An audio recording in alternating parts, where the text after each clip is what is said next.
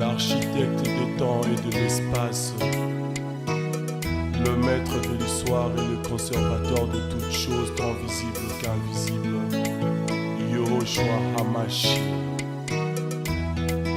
L'information la plus crédible, c'est dans Paul Malebo Magazine. Paul Malebo Magazine fait un zoom sur les sénateurs Sangouma Moussai, l'homme aux actions concrètes. On y trouve aussi l'édito de Patrice Bohoto, flashback d'un homme d'exception sur l'année 2022. Paul Malebo Magazine, c'est aussi ces visages bien connus du Grand Équateur. Ils sont incontournables en 2023. Poignée de main riche en signification entre Félix Tshisekedi et Sangouma Moussai, la rencontre du sénateur avec des parlementaires belges, c'est dans Paul Malebo Magazine. Paul Malebo Magazine fait la découverte de la cité intelligente des Maluku. Une cité avec des maisons intelligentes solaires à vendre de 45 000 $ à 85 000 $ avec possibilité de payer à crédit pendant 3 à 5 ans à travers les banques locales.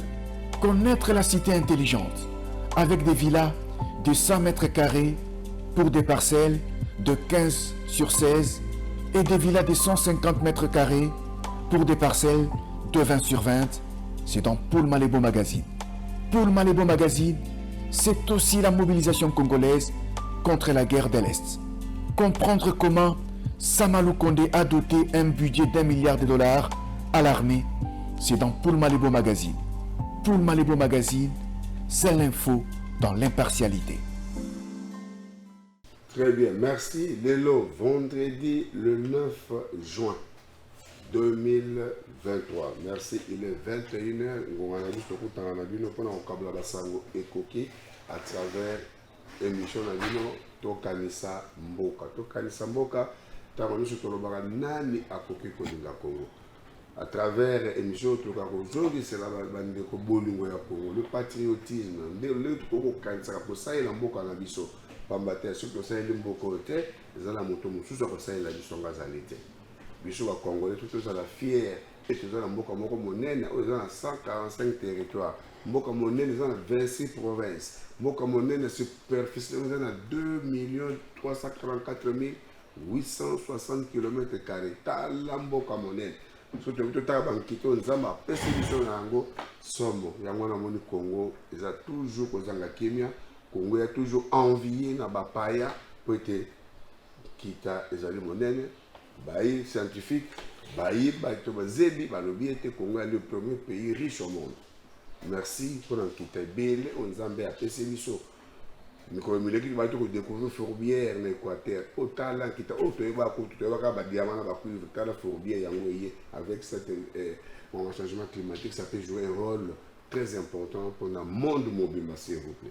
Merci beaucoup on a bien ba banso boza branché boza pété bolanda biso côté la CG ezali kitoko mingi na pourquoi ya lelo on a to ko pesa bongo ba mbote mingi kuna na bato ndeko na biso na mikili ya poto bobenga boza ko réclamer kuna bandeko mingi ya Canada bolobaki ete tolobaka na bino ntango nyonso tokosala émission oyo botiaka bana na bino liboso etando eke mingi bana oyo babotami na mikili ya poto na France, Belgique, Allemagne, États-Unis, partout ailleurs dans le monde oyo eza na Congo te oyo boza libanda ya mboka bozolanda biso à travers YouTube na BP télévision émission oyo ntango bozolanda yango botiaka bana na bino pembeni po ete bango mpe bayeba kolanda po bayeba sango ya mboka topesa mbote na MK Meta Kabongo kuna na mboka France mama na Raphaël mbote mingi na Asta Kitoko masa papa Pekos tozosela yo moi les jours yango tozolo maboko polele sitokado bongisa chambre mama Asta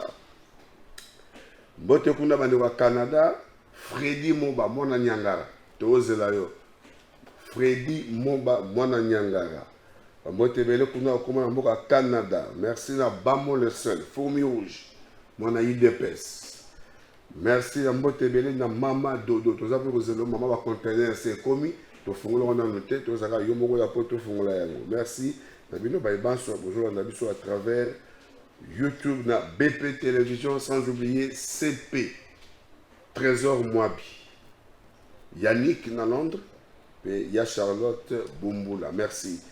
La pourquoi elle est là, tous les basango ya bien bien comme ba invité on a mis boyebi bango déjà bazaka Rombo Lumba pena prophète Emmanuel Mikoloyo. Deux absences remarquées, il y a moi na Kasavubu, to vaccine le la troisième absence le la plateau. Moi na molo na Kasavubu. On a basango bate sango ya mabakuna na commune ya Ngiri na balabala Kenge numéro 35. Famille Kajosa Bazana Matanga, les amis sur ça, l'émission Oyo, veillez déjà depuis 18h, na Kenge 35, Bazana déjà veillé, je pense aussi ça tourne les Gakuna, et bon, lobby samedi na 9h, Tokutana na Morde ya Mabanga, na Yolo, et puis ouais, l'équipe y a Ndekona Biso, Kajo, ça les grands, après il fallait que l'équipe na yé Modogo, merci, et ma condoléance na famille Mobimba.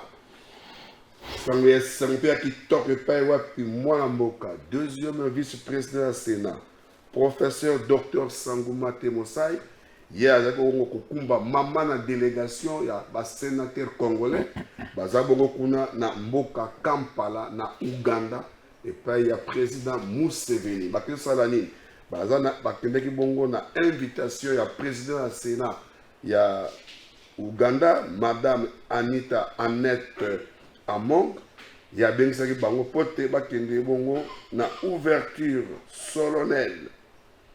Il y a discours, il y a chef de l'État sur l'état de la nation, il y a président ougandais, il y a aussi bongo discours sur l'état de la nation, et c'est là qui bongo mardi le 6 juin. Donc bango va continuer ce jour kuna na mboka Kampala. Ba bon séjour moi na mboka sénateur Sangouma Temosai, to kolika été soki azongi nde tozabilili tolakisi bino na télévision baza kuna ko assister na 3e session du 11e parlement. Très bien, tozongi na plateau toza awa na pourquoi le nom de nalobaki na prophète Emmanuel. Bonsoir prophète. Bonsoir ndeko Patrice. Boni. Il est sozana bomoy. Na yebi kenza baba télévision na PSP bonsoir na bande konyoso baza kolanda biso tocha bondimi na biso epai na Nzambe yango nde moto kofungolela biso nzela ya kolatisa Kongo la basika. Prophète. Wetika kosala bandimi weko. Foda nini? Ilamba ya sika. Yozozana bomma, yozozana bommo, yozokufakaka. Oui. Et ça en a pas moi. Ce que je sais dans la bataille. Bonjour rassurer bango beaucoup ça soit fainéant. Tété bazwa bacha bondimi. Tout le temps église du matin au soir église c'est pour ça va Congo. Chaque chose a son temps. Il y a un moment ya kosambela. Trop d'intercession, trop de mabonde libre. Tété comme si ba congolais ba fainéant. Tété comme ça ba congolais ba fainéant parce que ça na nzela na losambo ndeza kopesa mutu makasi ya koluka. Kopesa mutu bondimi l'espoir la foi là. Oyo ça que mutu atelema lobi ko siba kende koluka e uti na nzela na losambo na nzela na ecclesia. Bible lobi o lete o salite akoliate. Ah Biblia mutu lobi yango te. Bibango kamata ba matin au soir prière. Bonsoir. Bonsoir papa Patrice. Bonjour mon gars. Non, nzoto za malamu, mboka eza malamu. Ndenge kaka prophète alobi ekolo ekomi kokota na kati ya destin na yango. Pour kota na kati ya destin na yango yiki eza lokola babenga ba douleur d'enfantement. D'où naîtra le grand Congo.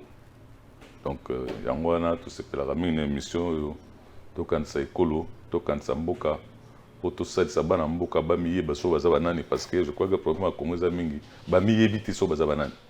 Yango bazo distraire bango et donc plateau eza yedaka bango bamiyeba po prendre conscience. Très bien. Tomiyebi surtout za banani.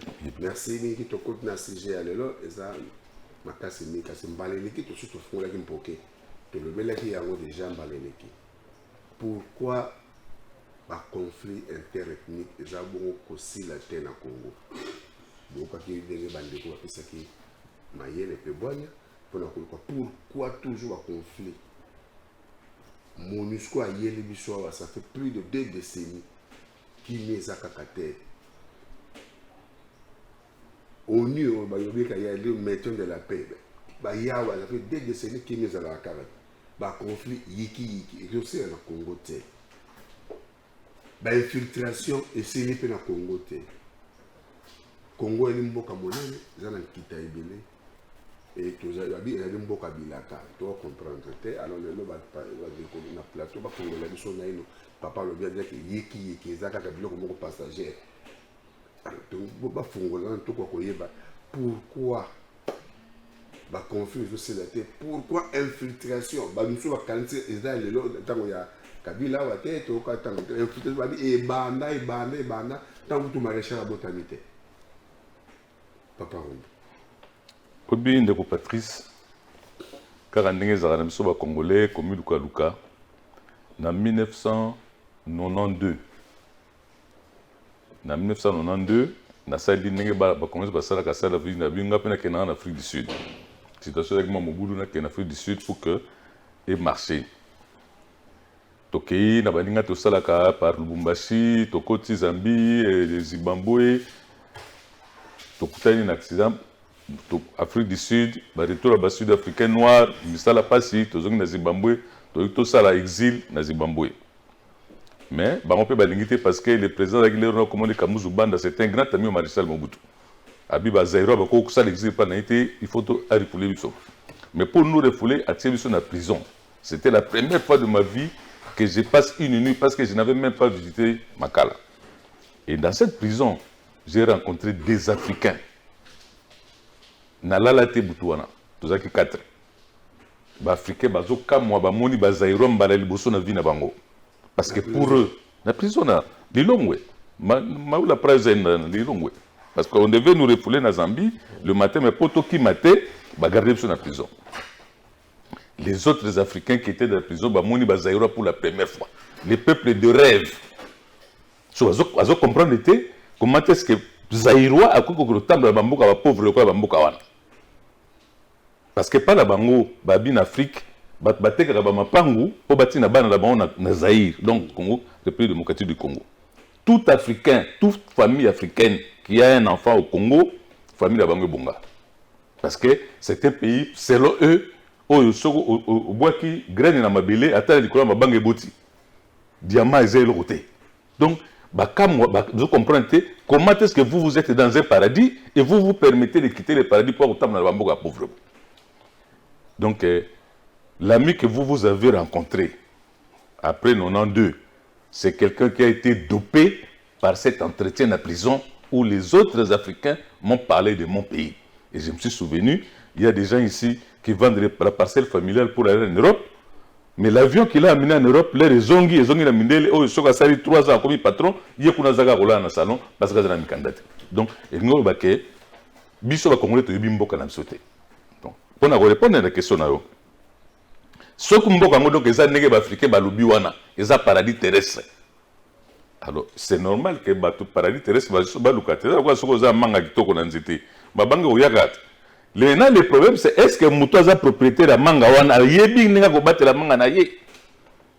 est-ce que le Congolais a battu la mboka na ye? A éviter, il y a un bateau profiter, il y a un bimbalasimatorien dans le discours de 1960, toute l'année, est-ce que ce que vous avez une unité T, profiter de la division de biso pour comment des alliés minéraux stratégiques? Comment nous avons que ce que vous avez na Congo et comme un alors, madame, tu peux savoir que Minduki, c'est la fausse rébellion, vous faites ce sont des minéraux qui prennent gratuitement. Armes, le problème c'est que les Congolais à qui on a donné l'arme, est-ce qu'il y a des qui a ajouté qu'on a bloqué nos filets à éviter. Donc il y a prise de conscience, Congolais miéba, ce qu'on miébi, bloqué vous la souster. Merci de Corombo. On le dit Congo, un pays béni, paradis. Un paradis terrestre. Un paradis terrestre où il y a des beaux taratales qui ont mabanga. Attends, il meuble ya Sozacom. Et beau taka. Ça va boire à Greg. Il y a comme un beau tissinango. Ma petite tu as ma casse, ma belle kawa, des beaux taratales, ma beau takarabon. Un pays vraiment la dimension mystique. Bien alors, il y a un prophète. Le Congo, mais le prophète Simo Kimba. Il y a le baki, Moïndo a comme Mondele, Mondele a comme Moïndo. Et le Congo va devenir un pays paradis. Prophète. oyebi ndeko landisa kaka na elobeli ndeko na nga alobi ezali problème à prise de conscience. Congolais amiyeba, Congolais akanisa mboka na ye. Oui, ya solo parce que na lobaka yango tango molaike mboka na biso ezongi na bonsomi na yango na esakoli ya moto na nzambe Kimbangu. Si on a connu l'indépendance, c'est à travers la prophétie, à travers l'ordonnancement, il y a prophète Simon Kimbangu. Tant alobi moto moyindo azamo kumbute. Il faut que ça bon somina ezwa bon somina ye. Et c'est de là où makamonyo so ebandi et comme mabiso tina ba 1960. Donc sukoyo eza kosenga na peuple congolais azonga kati na ye ayeba lisakoli na ye zanini. Parce que la Bible le dit biso, un peuple sans révélation, c'est un peuple sans frein. Et puis la Bible le dit biso lisusu, ta révélation nous éclaire. Sikoyo, ce qui montre que ma révélation n'a été, à cause de l'éclairer ndengeni. Kimbangu sakolaka, Kimbangu lobaki, motomoyindo kokoma mondele. C'est un style de forme. On a que motomoyindo a cause le devant, cause le dessus. Mais esengeli na Congolais sikoyo azonga na kati na lisakoli wana azaliye na lisakoli wana pona ayeba kongengisa mboka yango parce que nzamba kokotinda mosakoli ne kapamba te yango ndozomona bato mingi ba kobunga parce que bazaliye na lisakoli te baza na référence te moyen pe mboka ekende liboso ekozala te parce que ba politique ba ekaka bazwi mboka pas mon indépendance, mais moto abandaki indépendance. Est-ce que baza lié na profession? C'est ce qui détruit aujourd'hui notre pays. Yangoza komona même bapaya bakoya, bakoluka copier parce que yemoko kolomboka alingi ko s'attacher te na kati na lisakoli oye ya mboka na ye. C'est ça et c'est kapasi na biso mingi ezali yango moni na lobaka mingi ba ko boma mboko yo ezaba ina politiki. Parce que bakolinga kocha ba programme moko o ezali demander te o eko rencontrer le peuple congolais te pour amiyeba batangi saye congolais zanani congolais mboka ngo tsalami lolenge nini congolais nyonso azana boyebi wana te yango za komona mbutu eza koya ba pesi bino minduki oyoko bundisa bandeko na yo au profit ya Kagame au profit ya ba multinationaux. Mais nayebi que ce qui peuple congolais parce que to komi na tango yango tango ya pole au congolais sengeli alata bongengi na ye angengisa mokili parce que tango yango ebelemi. Très bien. Tango yango koki papa Rumbo la vraie identité à peuple congolais, à peuple noir. Congo, il fait accomplissement, il y a prophétie et donc ça un siècle après. Mais alors Congo pays riche sur tout le plan. Congo ne décolle pas. Pourquoi? Congo terre promise. Pourquoi le Congo ne décolle pas? Franck Fanon nous dit que le Congo est comme un réservoir vert. Dans la gâchette. Congo, il faut que le Congo décolle pour que l'Afrique décolle. Il faut que le Congo laisse la pour recouvrir une vraie identité et que le professeur va aller comme ça. Congolais d'abord que tout est dans le monde spirituel. Amen.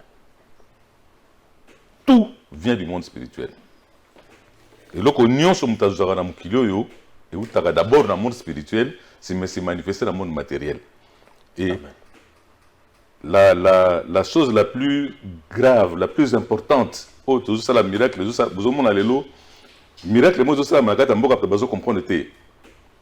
parce que un chef de l'État a décidé que dans centenaire, il y a action, il y a Papa Simon Kimbangu, de 1921 à 2021. Que tout le moyen, tout le sa journée, sommet et férié. C'est-à-dire, lorsque 100 ans est coquille, pour tout côté, il y a destin, le chef a pensé que il a abandonné le consacrer un dans le stade. Avec sa journée. Biso que na démarche mususu pour magambu ya consacrer lieu moko lieu à colonisation comme lieu à indépendance. Si que l'être aussi ça musala wana tozozong ça comme on a un destin prophétique spirituel naie alors les autres choses parce que qu'est-ce qu'on a dit Si vous élevez les dieux de ces serviteurs-là, alors vous allez voir. Moi, j'ai suivi les prophéties à Papa Simon Gimbangu, j'ai suivi les prophéties le 15 mars 1983 à Papa Sikatenda d'Isaac. Il a dit, ce que vous tombez Nzambe wana ndenge présent salaki na stade. Parce que nous avions d'autres dieux. Il y a Bamakamda, Moussouba Salaki. Mais les loyo Mokonzi Amboka, le numéro 1, a sali repentance na stade. A sengi bolimbisi, et puis a lobi na consacré Mboka. A Kamati, Moutou Abandaki Makambu indépendance, a consacré journée Mobimba, Tokoti na Katina, retour sur le plan spirituel. Les autres choses sont les physiques. Et il y a la conséquence. Il y a engagement spirituel aujourd'hui. Donc, au fait, ce qui avait manqué au Congo, c'était cet ancrage spirituel, besoin de sa identité spirituelle d'Abino, en tant que peuple leader, alors les autres choses vont venir. Mais vous croyez qu'il y a été avant tout ça, parce que tout ce que nous voyons sur le plan matériel, il y a un diamant. Il y a une cérémonie rituelle. Ce qui est un diamant, et ça, mais si vous allez il faut qu'il y ait une autorisation sur le plan spirituel pour permettre de bienfaits matériels. C'est ce que cette démarche, la politique de la Kansaki, économiste, économiste, c'est un grand économiste, mais ça dit mandat 4 ans à poser acte en dehors du budget. Est-ce que l'on est comme ça, pouvoir comme parce que sur le plan spirituel, soutient Zate. Par contre, celui qui est aujourd'hui, même les gens vivants, normalement il devait mourir. Sur tel niveau d'infiltration, sur le procès Mangachuchu, au tel procès à Bisselele, vous comprenez, il est encore vivant. Pourquoi? Il est encore vivant parce qu'il a compris que l'identité congolaise commence par un homme. À partir de cet instant, surtout s'approprier l'identité spirituelle, les autres bienfaits matériels les font. Parce qu'en réalité, les peuples congolais ont une bande de Misu. En Afrique, au Congo, famille n'est bongi. Mais qu'est-ce qui s'est passé? Il y avait un problème spirituel, que le voile est en train d'être élevé, et alors vous allez voir que Bananabiso Wazaki Bakenegi Poto, Bazuma Ela Baminele, Banaso Bakenegi Poto, Bazuma Moye Pona Bakredi Zali, Bazonga Nangosko Namboka, Bayako investir, total la grandeur, parce que Baoya les États-Unis, Baoya Maïle Labango, au Bazana Japon, Maïle Labango, au Baouta Canada, Baoya Maïle Labango, au Baouta France, cette diaspora-là, venant le moment est venu, Bazonga Namboka la Maïle Lewana, tout ça là, le koyo sikoyo, Mboka Okoma, na niveau et Okoma, mais toi que Bozuya Congo, Banguna Bazamini. Alors, tout travailler pour, sur le plan spirituel, toute la protection spirituelle, mais na Kachamboka tout créer unité. Je crois que plus tard, surtout si quel projet nous allons avoir pour consolider une unité nationale afin que Congo ait des Bosso. Mais derrière la bénédiction, derrière Bilaka, il n'y a pas Simon Kimbango, tout télémissililo, ba mataba kitanase, Congo comme Eloko, France pendant le baki, Eloko, nani professeur au Bengalo, Théophile au Bengalo, que l'Afrique souffre pour le Congo. Maintenant, le Congo se met debout et l'Afrique doit donc regarder comment les leaders Très bien. L'Afrique souffre parce que le Congo ne décolle pas. Tant que le Congo décolle, l'Afrique peut décoller. Alors, il est temps Congolais aux conscience, il y a Bissakoy. Il est temps que les Congolais comprendre que Essengeli, au Lingambo au Congo, au Sahel Lamboka au Congo. Parce que Bangouna, Balinga, Koutika, avec ceux qui m'y étaient, pour que tout soit unis, tout tombouami. Il faut pas créer sur la division, yiki, pour pas distraire Bisso. Toi qui bandé et maintenant, un siècle après, Misso, sur le fond, pour comprendre que l'identité n'a Bisso Zali.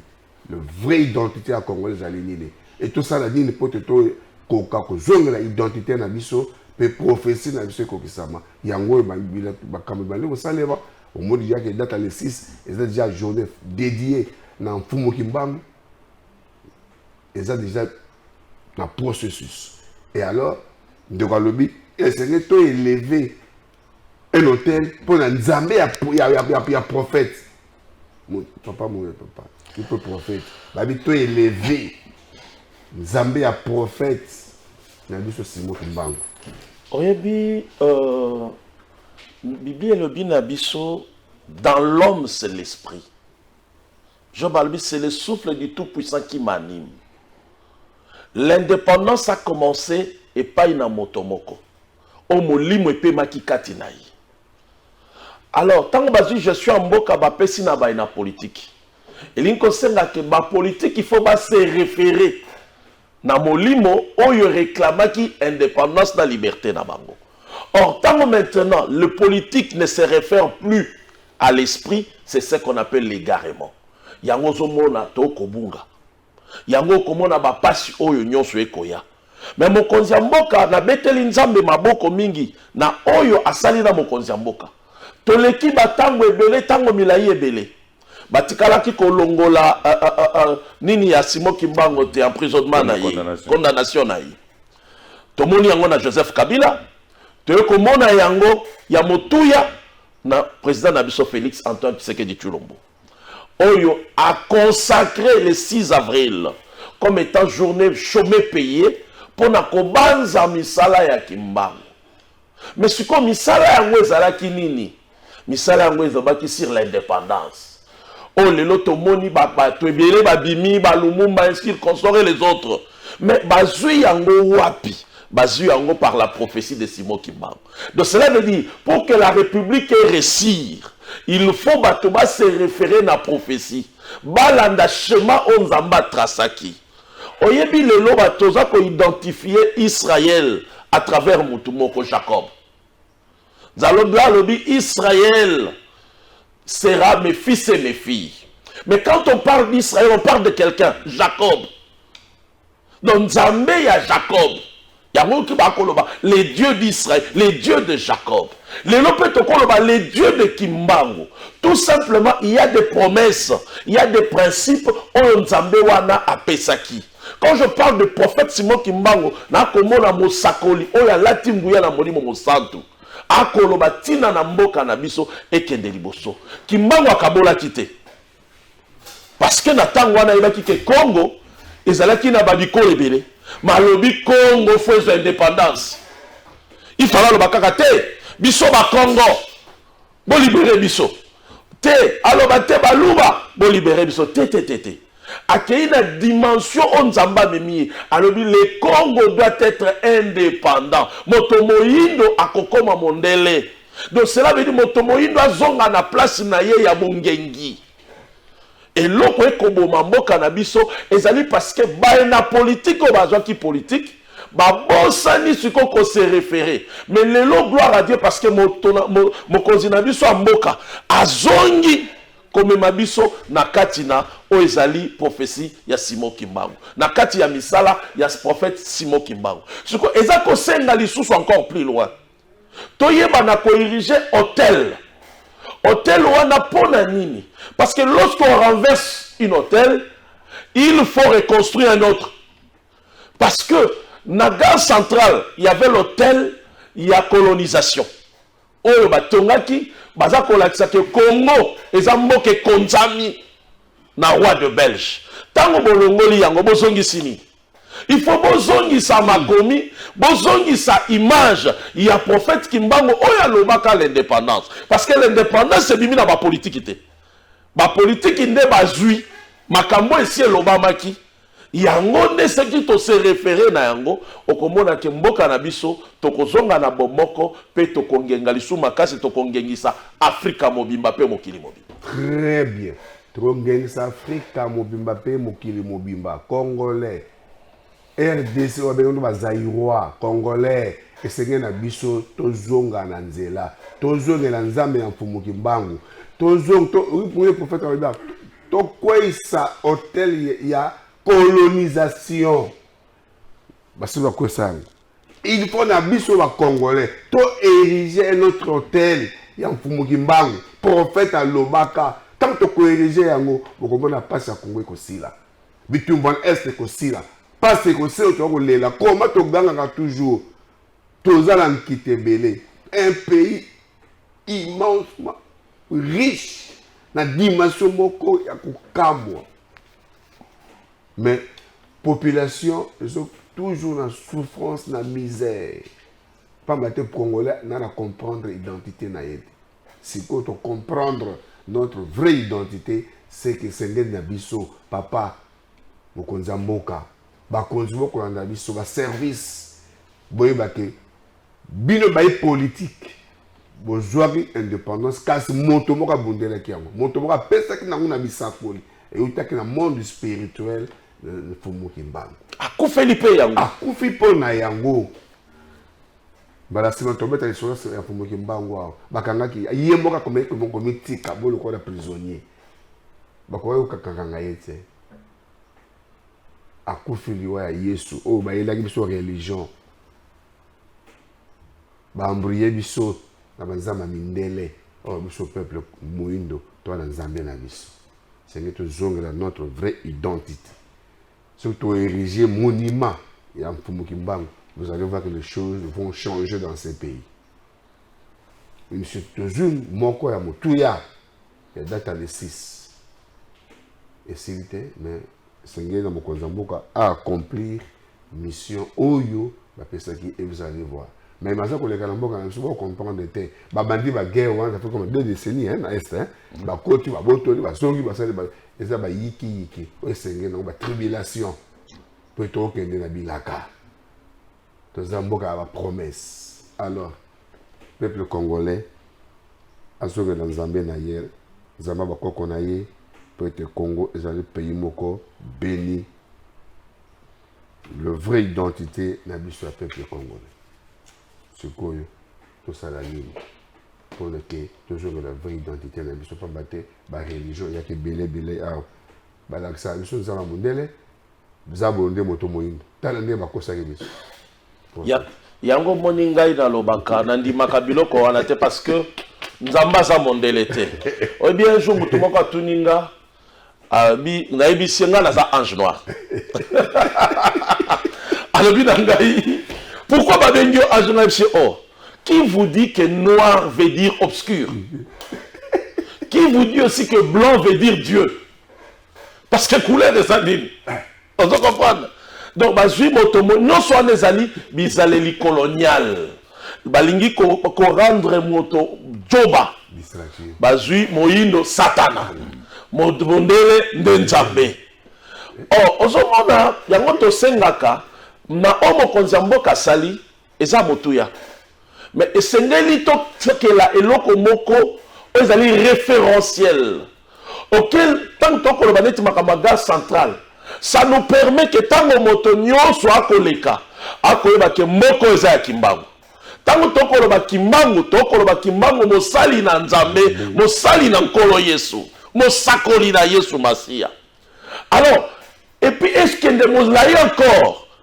va réformer système éducatif na biso dans les histoires na biso qu'on nous apprenne ce que le Kimbangu avait dit même na bana na biso c'est important parce que va s'identifier kolanda ba prophétie wana l'autre monde a quand même les États-Unis il se réfère à la père fondateur au canon on revoir qu'est-ce que le père fondateur avait dit toke na Chine mêmement il respecte ma prophétie na bango mais ok ezala na ba Brésil partout au monde en développement au monde a bazana quelque part au bazako se référer mais biso ba congolais bato oyo tozali na katikati bato esengeli to mema polé si Dieu permet que tout ce qui fait la force du monde et bimana Congo cela veut dire c'est le Congo qui doit porter de la lumière États-Unis ba kobanga ye pona bomba Hiroshima on est uti wapi et uti na Congo France a kosala mituka électrique par-ci par-là et uti wapi et uti na Congo donc cela veut dire si les Congolais se lèvent à s'identifier na prophétie au la PCI, bah réformer le système éducatif, bah bandi ko apprendre bana tout ce qui est à Congo, les vraies histoires du Congo. Je sais que Congo na biso et comme mama kambo et belé en Afrique, mais Afrique et kongenga makasi tout koleka, kokoma na lisakoli o moto na nzamba lobaki moto moyindo kokoma mondele. Papa Rombo, besoin de la vraie identité. na bitumba toujours bundalelo papa c'est moi qui babengaka nkamba Nouvelle Jérusalem et je me souviens que l'apôtre Sekatena avant de mourir a dit que le Congo c'est Israël la nouvelle alliance c'est-à-dire l'identité israélienne là au baïb sarabiso et ça n'a pas comme penser un jour nous comprendrons pourquoi on est en train de combattre le Congo aujourd'hui parce que Batu Balingi vérité et banate sur l'identité réelle ya Mokawana. ceux qui ont triché, balingite mokolo ya komboaye ba valeur na. Qui est le vrai juif?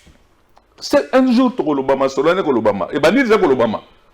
Président Poutine a l'accès Jésus-Christ ya noir, papier moko da longwa zongi na mboko la bango l'accès Sainte Marie moko ya noir, c'est-à-dire de plus en plus on commence à comprendre que to bombi secret mutu mundu trop. Tango nango koki ya on peut pas se mongi manga lobaka mutu mundu akozonga la place parce que tout le monde est garanti dans le sport, et dans la musique, et dans la nini, c'est que mutu mundu azali azako émerger parce que azala porteur ya bilaka na katina azana ngona katina ye ata soko yo ndeko pazo ko tsano journaliste so comme le on a un de robina ça l'église ba kondima parce que moi bayebi que spirituellement ce peuple là quelque chose dans katina ye.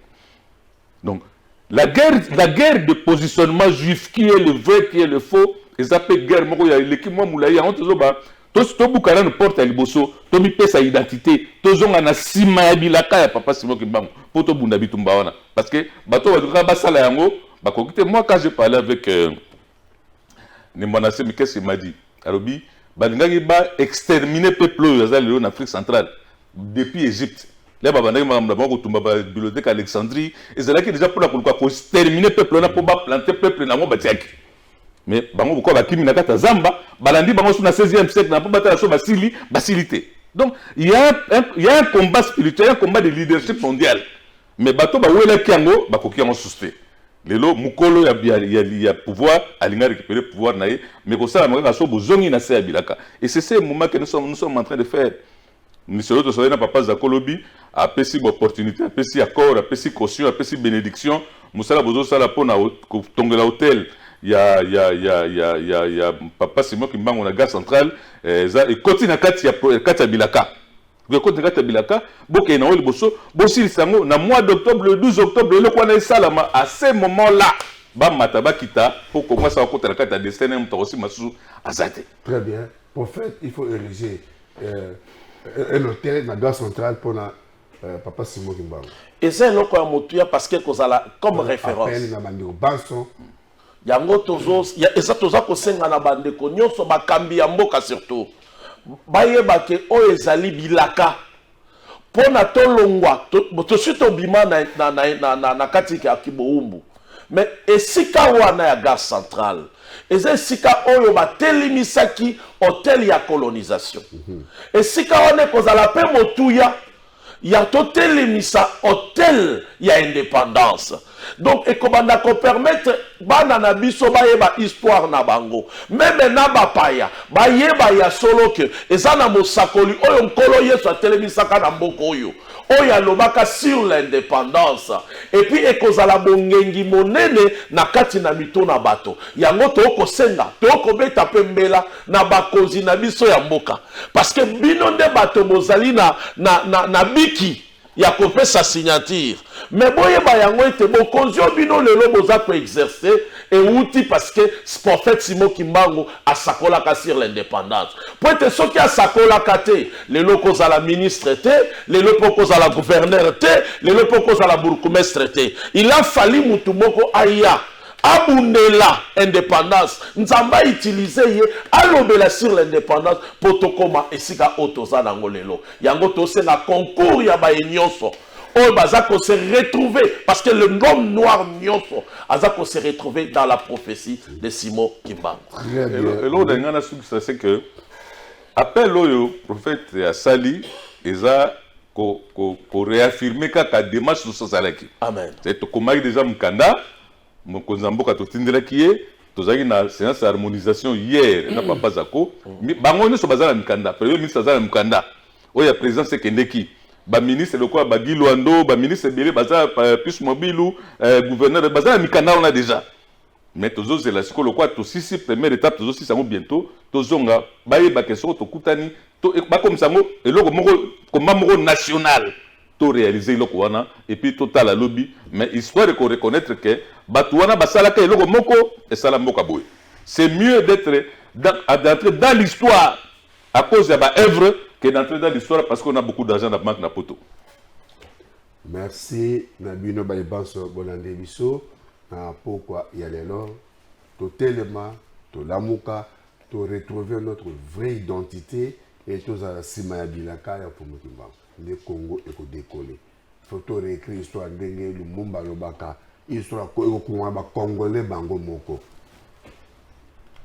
Donc to comme histoire na biso ya biso moko to bandela histoire mboka na biso ba se ba reconnaître, ba comprendre que Congo est béni et nous avons un Dieu et ce Dieu là à Lubaka à travers Mfumukimba.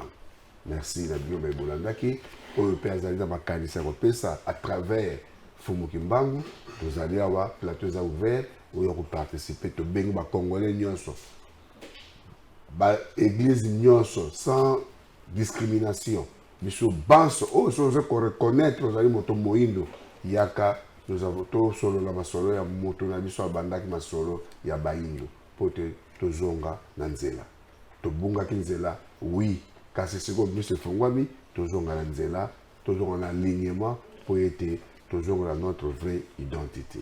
Congo est décollé, Congo est de l'évolution, Afrique mobile est décollé.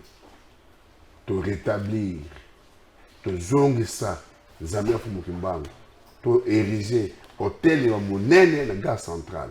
Ba ebozo na biso ba konza mboka, bo fungola ba porte pour te toko ba sala yango et de koromba lobi le 12 octobre, date moko significatif. Et bon, on comprend pourquoi tu as le 12, vous appelez lundi, à 20h10, pourquoi tu as le 12 avril.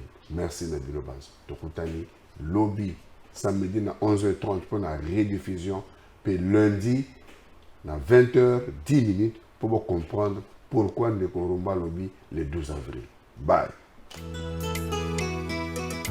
L'architecte des temps et de l'espace, le maître de l'histoire et le conservateur de toutes choses tant visibles qu'invisibles, Yahushua Hamashi.